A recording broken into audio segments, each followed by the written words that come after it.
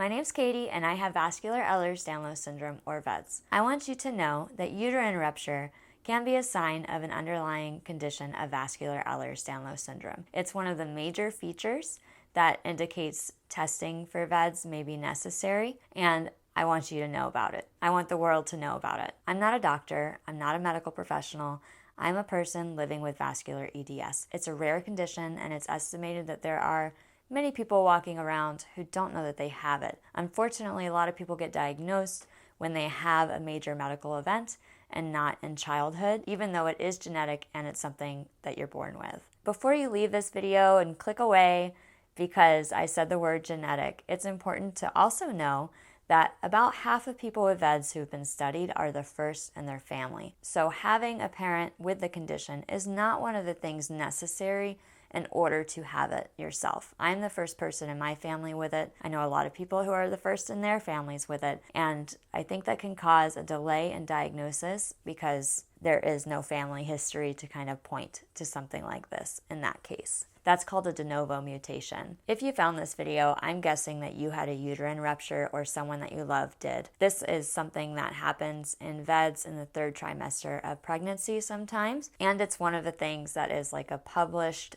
feature of VEDS that indicates that testing may be necessary. Any one of the major criteria is enough to instigate kind of a referral to a geneticist. The other major criteria, which you only need one of those to be referred to a geneticist, are a family history of vascular EDS, arterial rupture or dissection at a young age, below 40, spontaneous sigmoid colon perforation without known diverticular disease or other kind of bowel problems, uterine rupture, of course, and carotid cavernous sinus fistula. There's also a bunch of other minor criteria which, if more than one of those are present, and especially along with any one of the major criteria, that should also kind of instigate a referral to a geneticist or instigate looking into these conditions. There's also other conditions that can cause things like this, like Loeys-Dietz syndrome or Marfan syndrome. And if you see a geneticist, they should be able to test you for those as well as other connective tissue conditions, just to make sure they're covering all the bases. And again, this is not medical advice.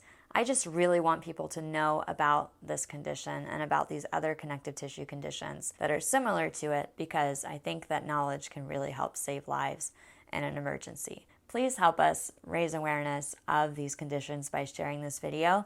Whether you had a uterine rupture or someone you know has had one or someone you love has had one, I think it's really important that people know that these connective tissue conditions exist and that if there's no other explanation for something like this, a referral to a geneticist should be an option. All right, thank you for spreading awareness with us. Thank you for hanging around, and I will see you soon.